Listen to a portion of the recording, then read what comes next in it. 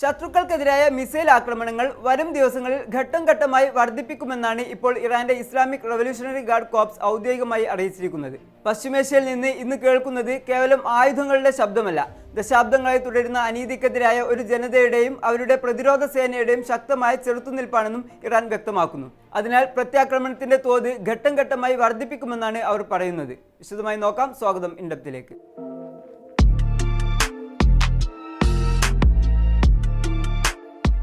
ഈ മുന്നറിയിപ്പ് പെട്ടെന്നുണ്ടായ ഒരു പ്രകോപനമല്ല, മറിച്ച് തങ്ങളുടെ പരമാധികാരത്തെ വെല്ലുവിളിക്കുകയും സൈനിക ഉദ്യോഗസ്ഥരെ നിരന്തരമായി വേട്ടയാടുകയും ചെയ്യുന്ന സയനിസ്റ്റ് ശക്തികൾക്കും അവർക്ക് ഒത്താശ ചെയ്യുന്നവർക്കും നൽകുന്ന കൃത്യമായ മറുപടിയായാണ് ഇറാൻ ഇതിനെ കാണുന്നത്.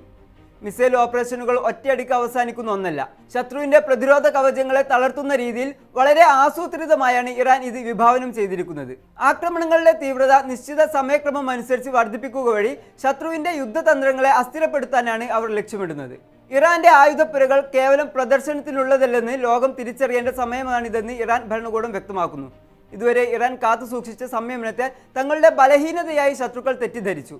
ഇറാൻ സൈന്യത്തിന്റെ പുതിയ തന്ത്രമനുസരിച്ച് ചെറിയ തോതിലുള്ള ആക്രമണങ്ങളിൽ തുടങ്ങി ശത്രുവിന്റെ വ്യോമ പ്രതിരോധ സംവിധാനങ്ങളെ ഓരോന്നായി തകർത്ത് ഒടുവിൽ തന്ത്രപ്രധാനമായ കേന്ദ്രങ്ങളെ നിഷ്പ്രഭമാക്കുന്ന രീതിയിലായിരിക്കും നീക്കങ്ങൾ. ഇറാന്റെ മിസൈലുകളുടെ പ്രഹരശേഷിയും സാങ്കേതിക തികവും ഇതിനകം തന്നെ തെളിയിക്കപ്പെട്ടതാണ്. ഫത്തഹ് ഹൈപ്പർസോണിക് മിസൈലുകളായാലും ഖൈബർ ഷെക്കാൻ ആയാലും ശത്രുവിന്റെ റഡാർ കണ്ണുകളെയും അയൺ ഡോം പോലുള്ള സംവിധാനങ്ങളെയും വെട്ടിച്ച് ലക്ഷ്യസ്ഥാനത്തെത്താൻ അവർക്ക് കരുത്തുണ്ട്. ഈ പോരാട്ടത്തിൽ ഇറാൻ ഒറ്റക്കല്ലെന്ന യാഥാർത്ഥ്യം അമേരിക്കയും ഇസ്രായേലും തിരിച്ചറിയുന്നുണ്ട്.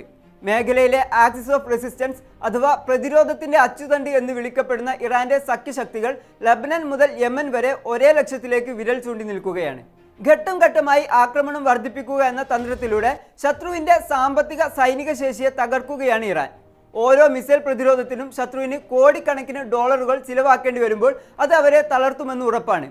യുദ്ധം ഇറാൻ ആഗ്രഹിക്കുന്ന ഒന്നല്ല, എന്നാൽ അടിച്ചേൽപ്പിക്കപ്പെടുന്ന യുദ്ധങ്ങളിൽ നിന്ന് ഒളിച്ചോടാൻ തങ്ങൾ തയ്യാറല്ലെന്നും ഇറാൻ വ്യക്തമാക്കുന്നു. പശ്ചിമേഷ്യയിൽ സമാധാനം പുനഃസ്ഥാപിക്കണമെങ്കിൽ സയനിസ്റ്റ് അധിനിവേശവും വിദേശ ശക്തികളുടെ ഇടപെടലും അവസാനിക്കണം. ഇറാൻ ഇന്ന് വിക്ഷേപിക്കുന്ന ഓരോ മിസൈലും വരും തലമുറയുടെ സുരക്ഷയ്ക്ക് വേണ്ടിയുള്ളതാണ്. അയൽ രാജ്യങ്ങളോട് ഇറാന് പറയാനുള്ളത് തങ്ങൾ ആർക്കും ഭീഷണിയല്ല എന്നാണ്.